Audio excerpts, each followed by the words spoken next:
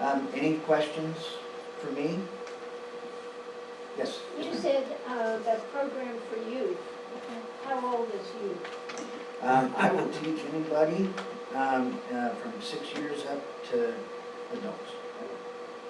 So I will open it to anybody 6 years of age and above.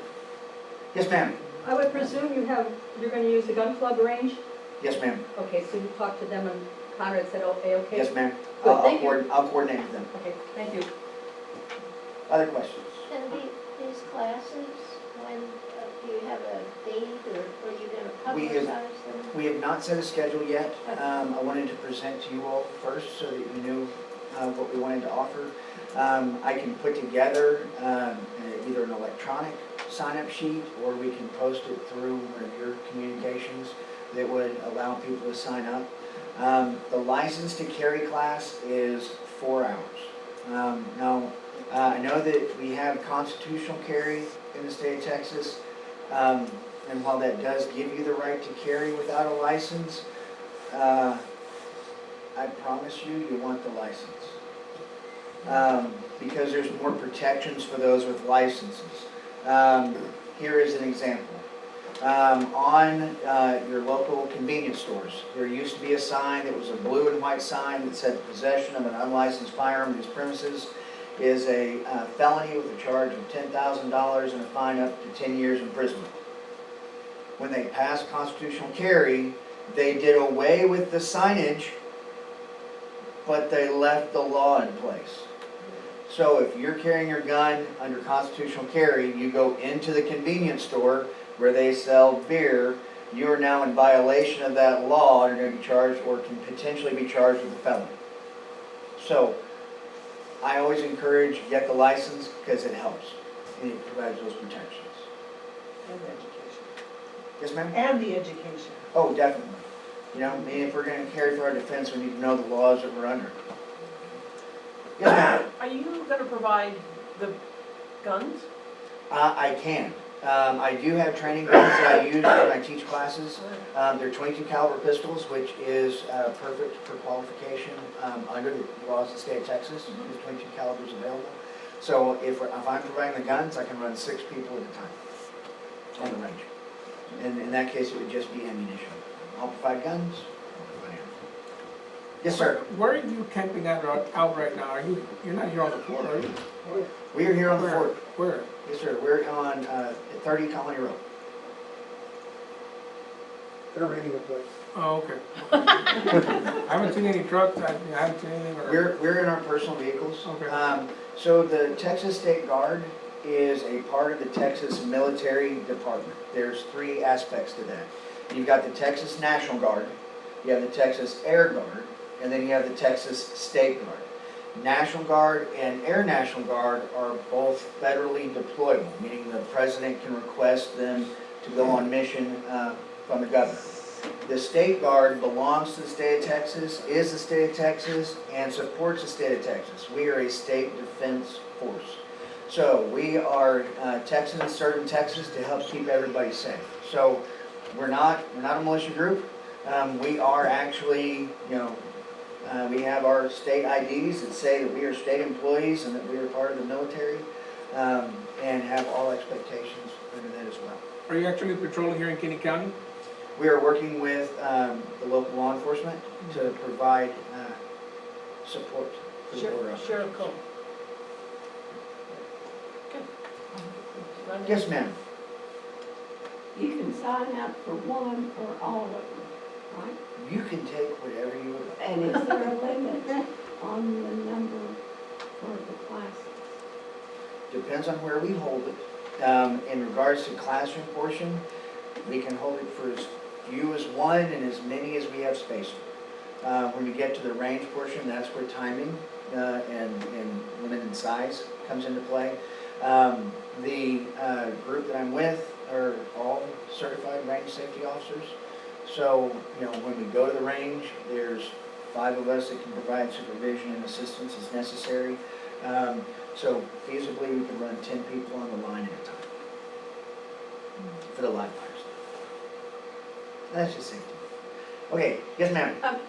How much ammunition for the carry? The license to carry, you would need 50 rounds. Okay.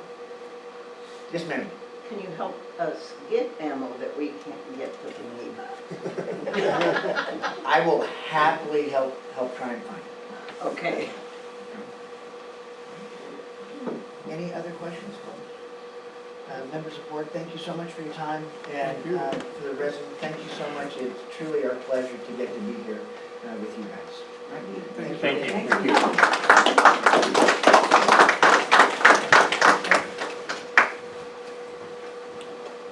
We have that listed as an agenda item, but I don't think that there's any action to take. I think that's more of an operational procedure. If we have the facilities available, that's not really in our, How many are there here? I don't know. Just curious. He said there was 5 certified with him. Well, for the gun course, I'm just saying, in general, how many are actually here? I don't know, staying there or just curious. They're all staying in the building, that's why I was. It doesn't matter, I'm just curious. How many, are you with them? Yes, sir. How many are you here? With total of 6, 6 in Okay. Fort Clark. Roger. Right now, we're just doing a 3-on rotation, depends on the mission. No, I understand, I just was wondering how many people were at, you guys were physically here. Thank you. Thank you. All right, so we will move back to our tabled items. Again, the rules and regulations, much like the bylaws committee, we need to unwind a portion of what we have, and we'll have to go to the attorneys for that. You can't tell, we've got a very busy schedule, and so we're still trying to work through that. The new lease for the wastewater treatment plant. This is a very dynamic situation. Over the last month, we had a conversation with the attorney, kind of outlining the situation around the lease that was presented to us back in April. We have since been given 2 separate leases after that, or one separate lease after that. But I'll give you a little rundown of where we're at. Many of the board members here have gone through the mounds of paperwork that we have all over the place, upstairs and back rooms and closets. We have boiled this down to about 14 documents that really outline and paint the picture of our relationship with the utility district and the city. So I've created a timeline with 14 points on it starting back in 1992. 1992 is when we first started to work with the current location of the wastewater treatment plant. Prior to that, the wastewater treatment plant was on the 3 acres that is now the recycle center. So in 1992, over a year process, we finally got the land deeded, the first 40 acres deeded to the utility district. Subsequently, the city of Brackettville leased that property from the utility district. They have an operating agreement between the 3 parties, the fort, the city, and the utility district as to how the operations of the facility will run. All of that is backed by a permit that was filed with TCEQ. This permit is on record with TCEQ, started somewhere, all the way back in '94, gets updated. Let's spring forward to 2019. When you reach 75% capacity on a monthly basis of your facility, you must start engineering for your next facility. So at that time, they started looking at the growth of the facility, and they came to the board and asked for an additional 40 acres to go with their permit. That was given to them on a lease, so you have a deed and a lease totaling about 83 acres. In the permit, going well back before 2008, it's about 39 pages. It outlines how the facility is to be run, what they can use, what they can't use, their methods, how much they can distribute into the creek if necessary, how much effluent water they can spray on the on any land that they have used to, or that they have acquired to do that. That was what we were given in April of 2020. A lease that they thought was for the additional 40 acres, which had already been signed by the board. Turns out that once the board started to dig into this lease, it was actually for the effluent water irrigation system on the golf course. So we said, wait a second, this is not what you stood in front of us and told us. This is not what we were contemplating. And what is actually here is an entirely different situation.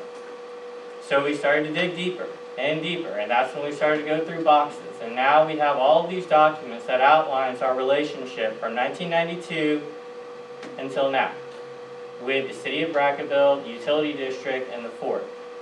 What services are provided, who's responsible for which items. If you are going to look at the permit that's been filed with TCEQ and is now under renewal, I would draw your attention to page 36 if you're looking at the document from 2012, or page 37 if you're looking at the document from 2015. In that area, there's a clear outline as to cost, testing, responsibilities of different entities that are associated with that permit. Those do not align with the leases that we have been given. It also has a substantial impact on where the cost lays. We've even found documentation back in the mid-90s which talks about another issue that has come up between the utility district and the association, which clearly states that utilities cannot delegate or contract with other entities for their responsibilities that they have been permitted for. That's where the issue lies in the leases that we've been presented. That's why we have asked as a board for the communication with the board of directors of MUD and how we can present them with the material that we have gone and found, we have dug up and chronicled for them, so that they can understand what they're asking us for and what their responsibilities would be. This board has not received communication as to how we can properly talk with them, and any sort of communication has been somewhat forward about that we just need to sign this lease and move on, which has been the case and why we are in many of the situations that we are in today. So as soon as I can get a way to communicate with the entire MUD board, we will move forward and we will present them with our documentation, and we'll understand what we can do to get this lease signed so that we can still operate the facility moving forward. So that's where we stand on the lease for the wastewater treatment plant. Do you have any questions from the board? I have one. Yes. Has the city signed the lease? We don't have anything in writing that says that the city has signed the lease, but one of the points in the timeline in July, and I'm going off memory here, all my documents are on the computer that I was hoping to be able to have next to me. But in July or August, I believe it was July of 2021, the city and the utility district met in closed session. This is on their agenda. So two parties out of a three-party agreement met to negotiate what they would then ask the third party for. Draw your own conclusion there. I had heard that they had signed it. That's why I'm asking. Right, and I have heard the saying that they have signed it. We have not signed it, and we're the owners of the property and the equipment. So that's currently where we're at. Any questions from the membership? Yes. How many are on the board, the MUD board? I believe there are five Big five. 5 people on the board, yes. And there was a new board member recently approved by the county commissioners. So I guess since they're the governing body, since they're the approval body, I guess if we go another week or so, we'll take it to the county commissioners. You said 83 acres they own? We deeded them 40 acres, and then we leased them an additional 40 and change, so it's about 43. That's the total property that it's actually deeper than that. It was originally 40 acres, the second piece was 40 acres. TCEQ came back and said they needed a buffer zone around this area to be able to fence and have actual roads to go around. So in that time, there was an amendment to part of the obligation. So yes, we've deeded them 40 and we've leased them 43. The fort owns the property. The fort owns 43 of the 80 acres. In 1992, TCEQ required that the utility district, in order to get the funds, actually own the property. And the road situation that, we paid for a big bond to MUD to get the roads fixed. Is So, that part of this agreement? This is a separate agreement I see. that will be just as deep, if not deeper. Luckily, while we have been going through this wastewater treatment facility, as it's a need for today, and as are the roads, we've been sectioning off all the documentation that corresponds to the road and bond, and I'll throw a new term out there for you, the RUD, that was formed in order to do that. So a RUD was formed, so a road utility district, which MUD falls under the water code. A RUD falls under the transportation code. Totally separate deals, very different on their rules, and that's where the communication came from regarding the ability to delegate or contract for operations. And I assume you have the lawyers looking at this massive 39-page. We've discussed with them all the documentation. It's very, to me, the documentation which you can find on the TCEQ website is pretty clear in what we're asking. Everything else has already been wordsmithed and documented by the attorneys over time. And so while we have discussed it with them, until we get acknowledgement from the other two entities that they have looked at this and if they don't read it the way we read it, then yes, we will continue down the path of the attorneys because that will be necessary. But until that time, it's pretty clear as to what we need. So we've chosen not to spend dollars at the moment until we get to the final contract and we say, this is what we're going to sign, this is what we need reviewed. So.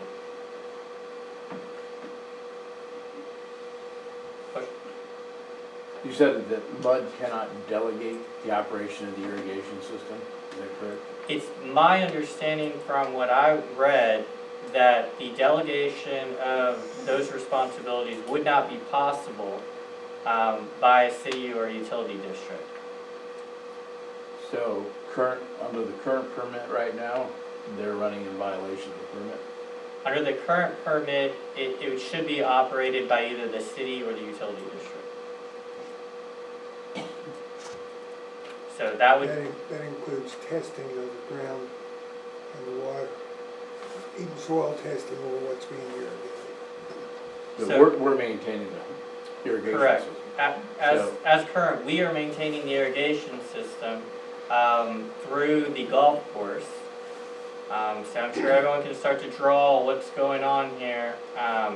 The expenses have been placed on the membership and the testing and the responsibility for that irrigation system, at least in my personal view, should lay elsewhere. So MUD and the city, or the city, are in violation of the current permit? Yeah, as I read it, It's possible. It's possible that that's, yeah. It's possible that, that the operation is not in line with what's outlined in the permit. Yes, ma'am. They do fall under the open meetings, and are their agendas posted? Yes, the agenda that talks about the discussion between the city and the utility district, is posted on their website. It is either July or August in their agenda. That's all where it's posted? It's on their website, yes. It's not posted in the portal? Their agenda may be posted in the courthouse, but the record of that specific one is on their website. I don't know if they keep the old documents in the courthouse. They may have the next agenda there and the one that they just had, but I don't know that they would have July there still. Are you talking about the permit itself? No, I'm Okay. just talking about your meetings. Their meeting, yes, yes. But it was done in executive session, so I don't know how detailed the notes will be on their correspondence.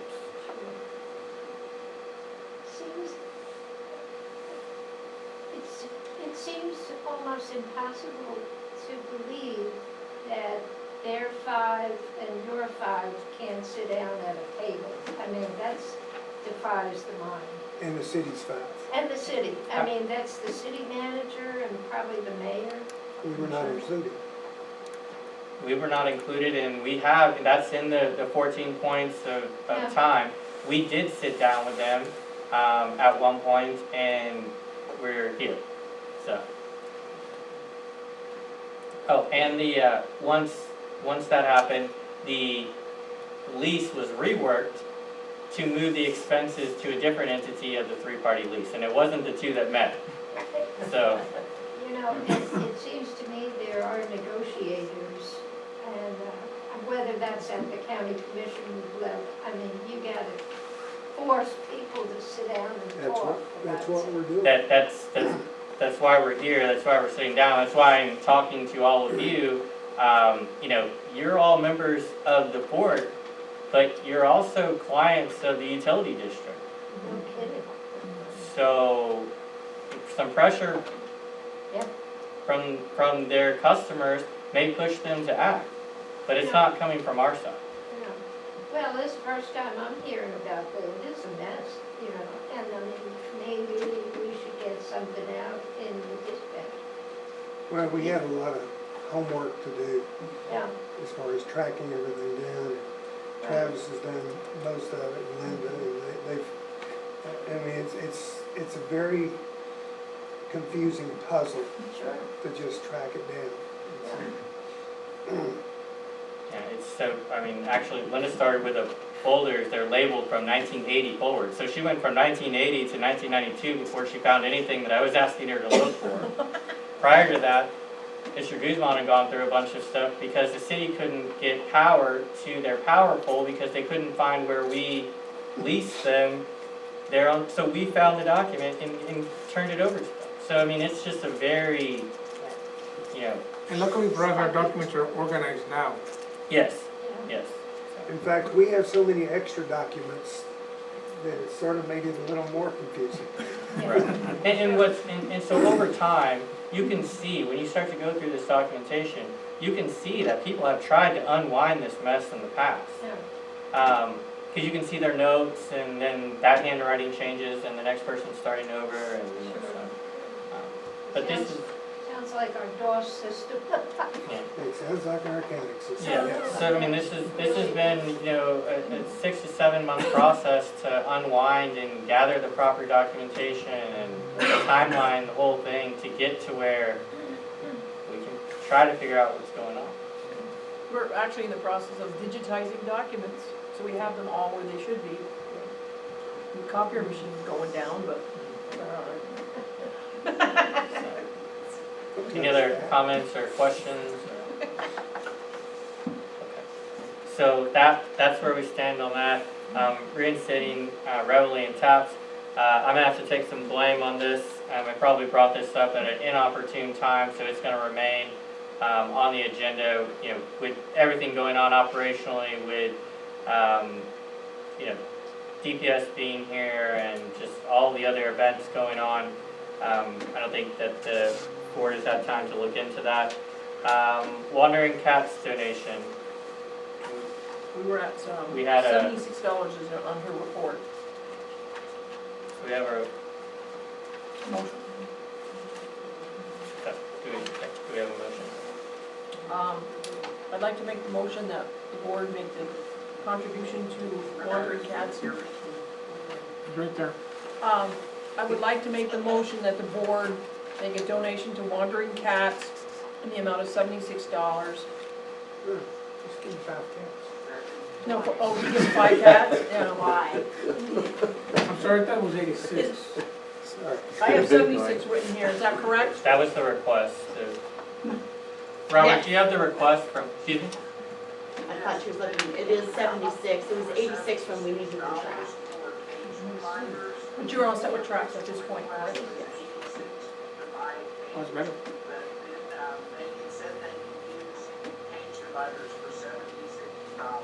$76. Yes, So I make the motion that we make that donation. I second it. What are All in favor? What are they doing with the cats after they fix them? You let them go, right? Release them. Back here? Yeah, Why? that's the process. Or try to find homes for them, they do that too? No, Trap, neuter, and release. Yeah, the documentation is here. What do you say? The pamphlet, Oh, yeah, it was, yeah, the pamphlet. tells about it. Yes, they're putting this out, you can probably, I'm not sure where they can find it, but I'm sure that he'll tell you where it is. The pamphlet? Yeah, Yes, we have them for anyone. and you can see what their mission is. So is this a general question or a question regarding the donation? Well, it's a question based on the donation, whether, you know, what are we getting out of it in terms of the overpopulation of cats?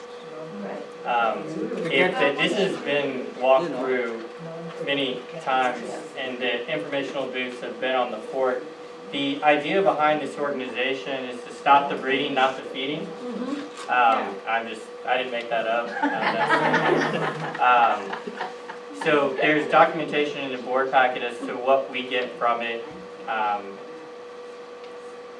Reducing overpopulation and improving the lives of feral and free roaming cats. So, and I think where you're going with this, based on prior comments, I'll read this out loud for everyone. Catch and kill does not work, yet it continues. Municipal animal agencies have been catching and killing cats for decades in a misguided attempt to reduce the number of community cats in a given area. Catch and kill is practiced even though a number of outdoor cats do not decrease, proving the utility of these practices. The endless cruel cycle is not supported by the public and gross misuse of tax dollars. The vacuum effect is one reason catch and kill is so ineffective. Again, this is not my documentation, but this is a pamphlet that was added to the documentation that we have. There's a well-documented program in Vegas that this works. Well, there's also one in San Antonio. But it's not a quick fix, basically. There is no quick fix. Well, that's what I mean. I mean, you know, you take 5 cats in to have them neutered, and there's a 12-cat litter out here, you know what I mean? So. Right. You gotta do something. I believe that. No, I understand I'm not arguing the point about what's going on. It's just that we can't see an immediate fix. There is no immediate As fix. with most things around here, we will not see an immediate fix. Well, I know. Because we didn't I get know, here and that's what the overnight. problem is. Huh? Yeah, we didn't let all these cats go last night, so we're not going to get them all fixed No, I by understand. happy hour. I just wanted to know, you know, it's a long-term It's an thing. investment. Yeah, right. And, you know, I mean, like now you can go out and shoot feral hogs, but that's not what you can do with cats, so. Doesn't fix that either. Yeah, I It know. doesn't fix the problem. Start a program for feral hogs. They should give the meat to the food banks. So just to count again, because I think we had all the vote, we had a vote in the process, but all in favor? Donation? Motion passes unanimously. Thank you. Thank you. Okay, discussion item, annual audit. Last week, I attended a board seminar for a separate organization, but I wanted to bring back some of the information that was given out and their practices, so maybe we can put together a situation that works for us moving forward.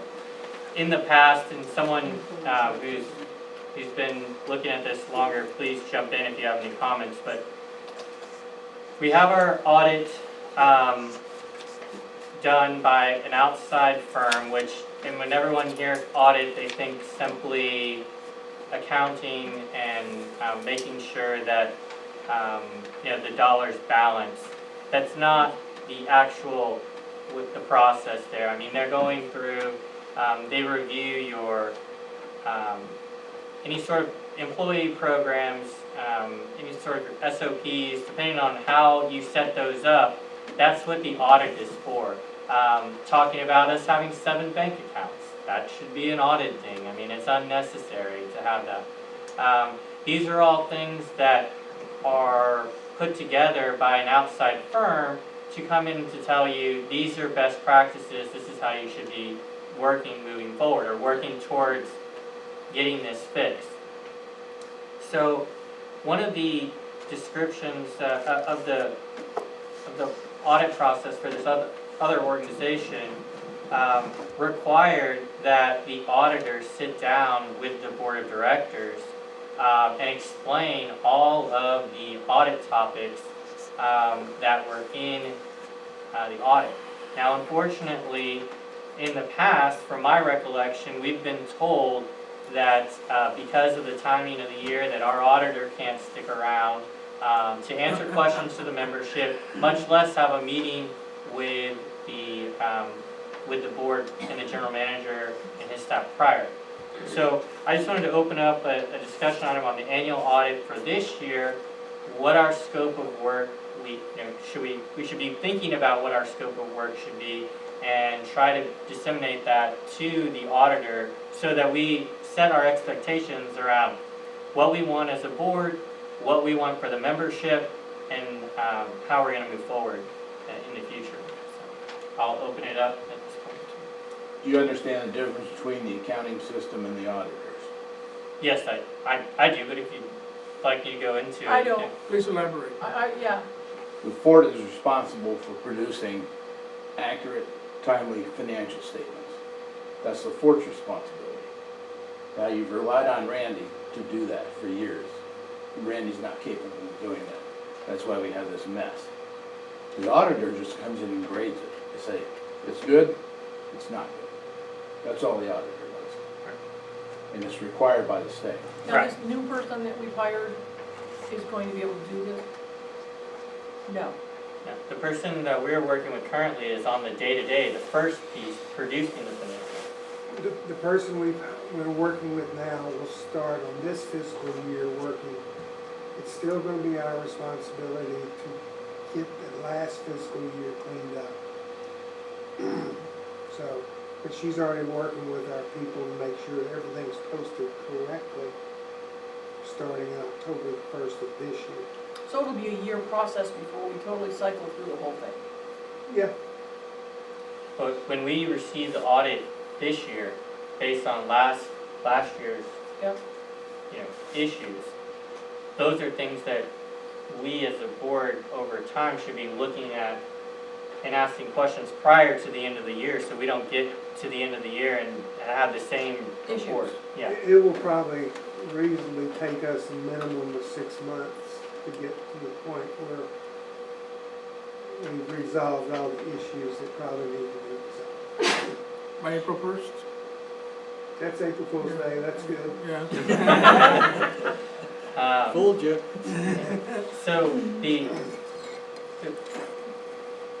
currently we're going out to audit firms.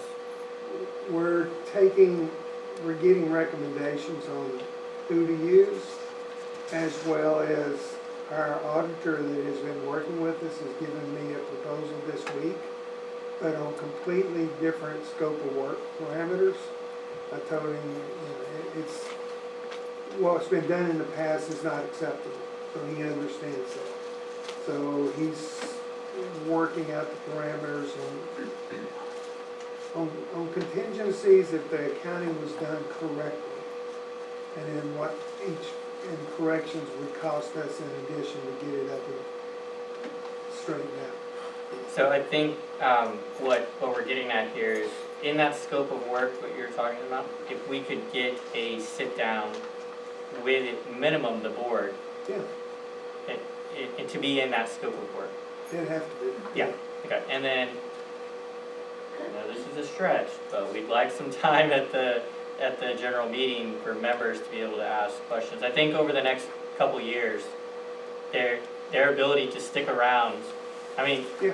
unless he wants us to take other action to close off whatever building we're in, we can do it that way. Yeah, This is a fort, right? So, once he enters the gates. and we'll all be trained in, Yeah, by that time we'll all be trained. If I might add, Jerry Wojtek yeah, has done a great job for the fort. The fort has put him in a very uncomfortable position to do the work that he's I done. will say that is correct, but he has also put us in a bad spot by not, well, Doing what he, professional courtesy is doing what what he he did, did. he got us In the trouble. audit we needed. Right. And a lot of people would not do this Fort. audit Yeah, because of the shape it was in. The fort was not willing to spend the money Right, on providing the correct records. correct. so that's, the whole reason for the discussion here is to get the scope of work that we need there. So it sounds like we're well down that path, and if you could include an update in your next general manager's I report. feel like we're heading in the right direction, but it's still not gonna be We slow process. Yeah. a fast fix. And that's understood. You know, I think everyone here is in it for the long haul, so we I think understand what that. you did with Jerry is great, because now I it's think we need, delineating yeah, we're gonna need. exactly, but that'll make it clear to the members of the fort Yeah, what money needs to be spent on the accounting system. Okay. So we'll move on to our agenda item number 1. We already took that time. Thank you for the Texas State Guard for coming in to do that. There was documentation sent to everyone's email on the capital budget resolution. Does everyone have that in front of them? Yes.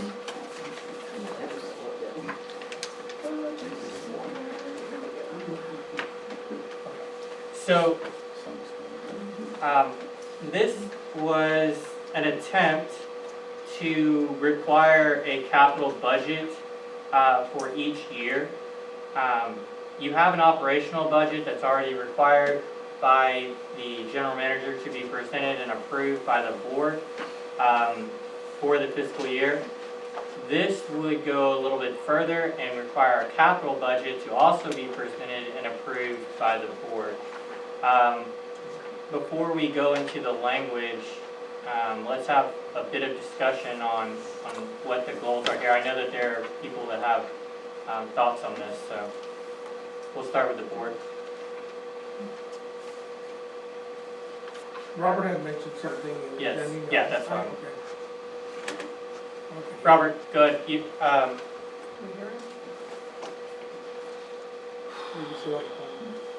why don't, Robert, if you can mute your deal, I will call you so you can.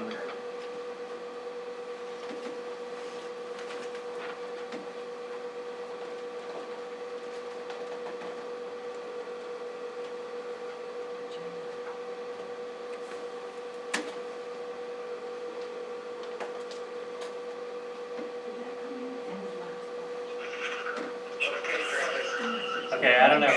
Oh, hold on. Let me make some adjustments here. Oh, here we go.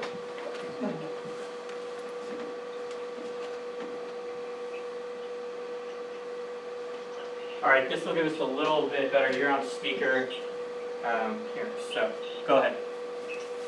Okay, is it still with feedback or no? No feedback. Okay, with the last board, there were some issues where we had some resolutions that were set in place that would require, the next board to take action, specific action, and we discussed that we didn't want to come in as the only all-powerful force and set a bunch of precedents, or not precedents, but a bunch of resolutions that other boards would force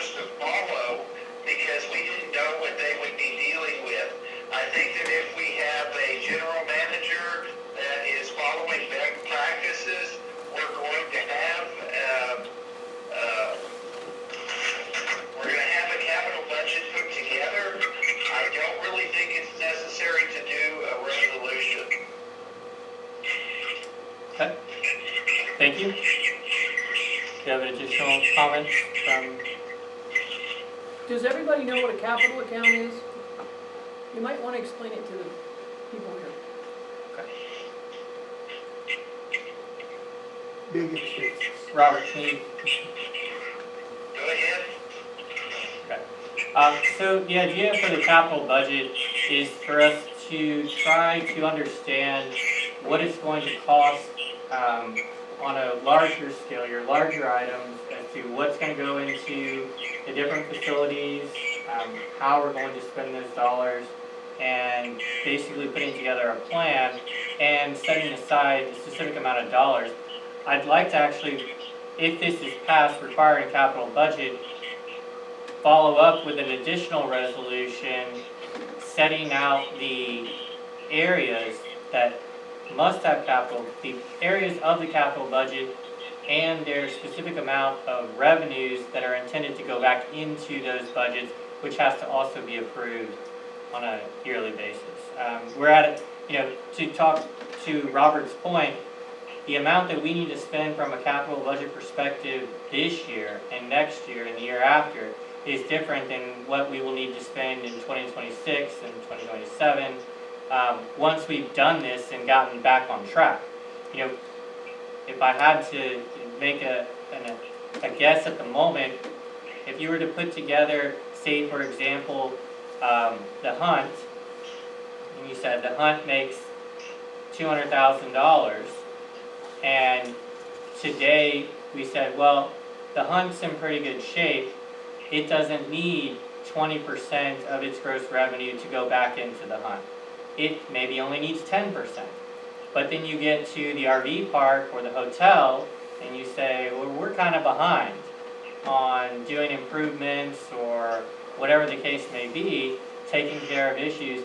It probably needs to be at 25% or 20% or 30% of the gross revenue being reinvested back into that property. The reason that I would like to, and Robert,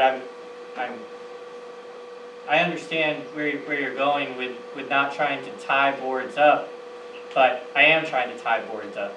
I do want everyone to have to put together a capital budget, whether it's $0 or $1 million. We ought to be telling the residents, we're not going to spend anything on the motel. So what's making you money right now, we're not going to spend any money on it. And you need to know that. So yes, I do want to tie boards going forward to at least presenting what they're going to do or not do. I think everyone should know that. So that's just a different, go ahead. But I still say that this is more of an operational issue where you set the expectation for your general manager that you will have both an operations budget and a capital budget, and that will be part of what you're supposed to present to the board in X month of every year. You see that our policy resolutions end up getting lost, not filed. They're a big mess, so why create more of a mess by creating more policy resolutions? So make it an expectation of your general manager. Understood. And I think that we're moving forward with digitizing documents and setting forth a process to put together resolutions, and I can respect the differing opinion on how to set the expectation, but I'm trying to make things happen from my perspective once everyone in this room is enjoying the port and not We're not gonna all be here to enforce this. enjoying the port. Fertilizer or whatever the case may be. Yes. Could this be stated, the general manager has to present a budget every year that the board has to approve? Can it be a three-part scenario, if you will? The capital budget, a work plan, and the regular budget? Because I would think that they would all fit, they would all be intertwined, so you'd know where you're going. In working with old documents, I have come to the realization that at some point in time, we had capital accounts. And then we had boards come in who A, didn't wanna work with it, B, didn't know what it was for, and then we have no capital accounts now. Yes, you So do. by- That's what your restricted fund is. Is that what it is? But I'm just It's saying, a capital. it could, what I'm saying is, when we're all gone, you may have people in here who don't have the business background that some people have here, and we may, Technically, your restricted fund is a reserve fund, which is a capital account. It's for big spending accounts. But there's currently not a budget for that No. account. You don't even have, I mean, you automatically have a certain amount going into that fund, but there is not a set amount of how much of that fund will be used for capital expenses each year. And that's what you're asking, to sort of set up an amount that you put into capital funds, but it'll be coming out of your Restricted reserve fund. fund, yeah, restricted fund. So we have part of the mechanism, yes. Yeah, Yeah, depreciation is an estimate of what your capital replacement cost right. is going to be, that's why it shows there. Right. So when you subtract it out and you say, oh, we made money, then you're not putting any money aside for the capital expenditures. And your capital items are usually set at an amount that will go into a depreciation. In other words, something big enough to over $5,000 to be a capital expense.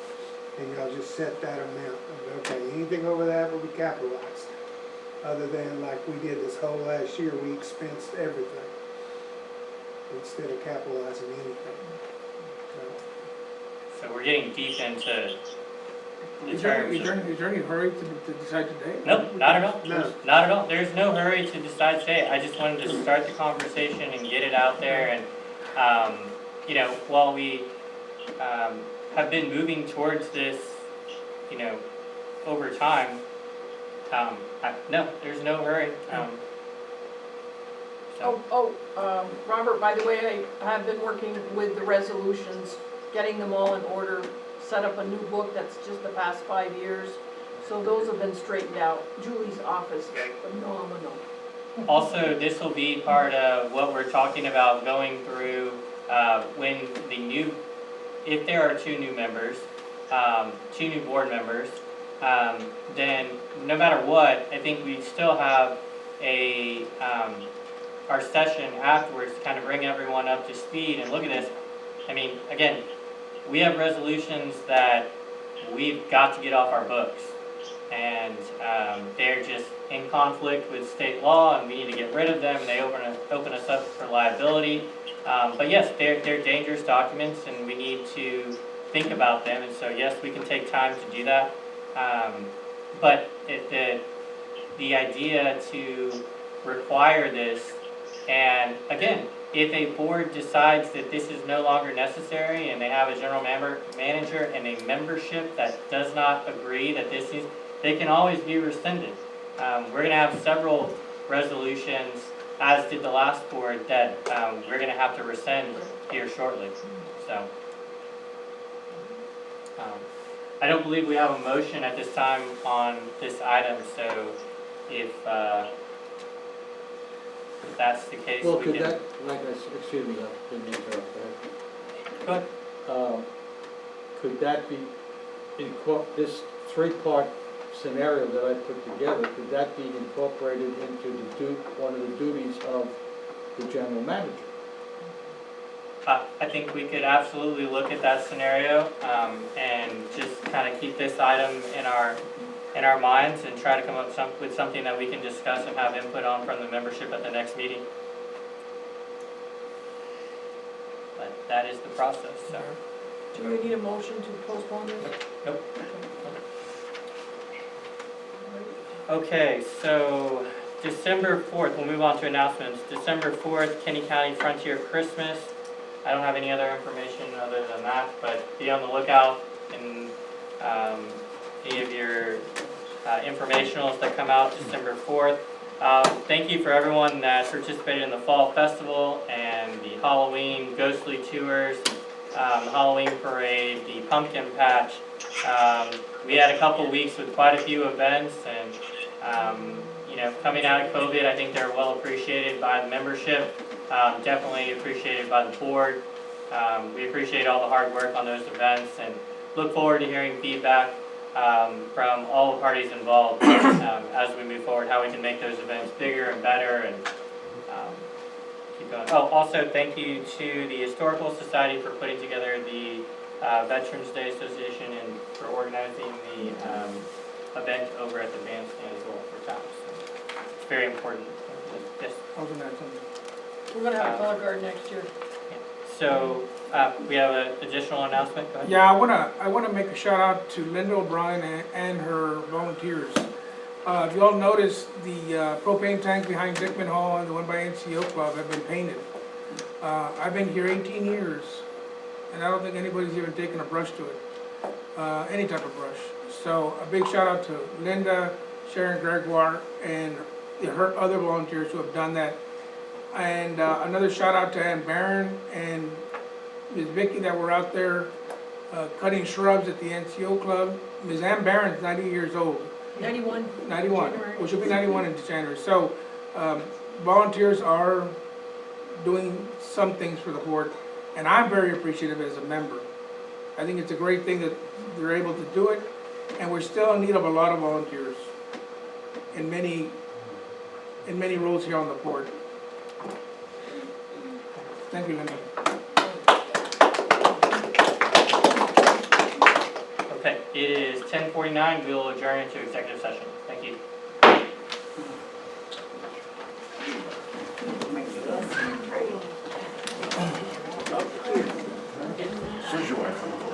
No, she's back around right.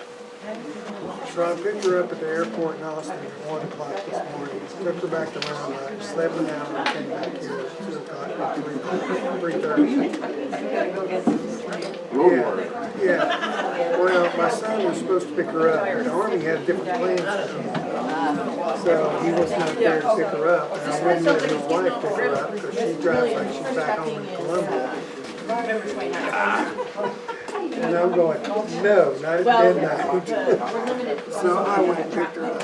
Well, actually, right now. You just usurped me. Oh, that's right, I can only do so many. You usurped my position. No, go ahead, you're older than me. Besides that, you run a I'm gonna disconnect this. I was gonna say, you know how to turn it off? No. I'll take that.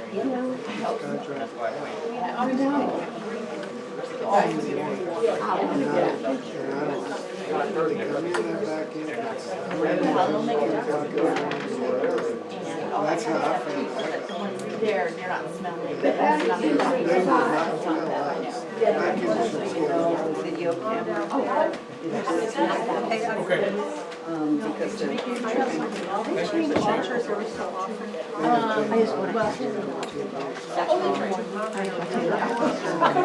Y'all riding a lot of biking.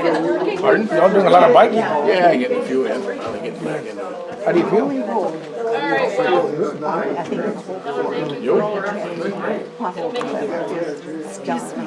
We unplugged it. Oh, Yeah.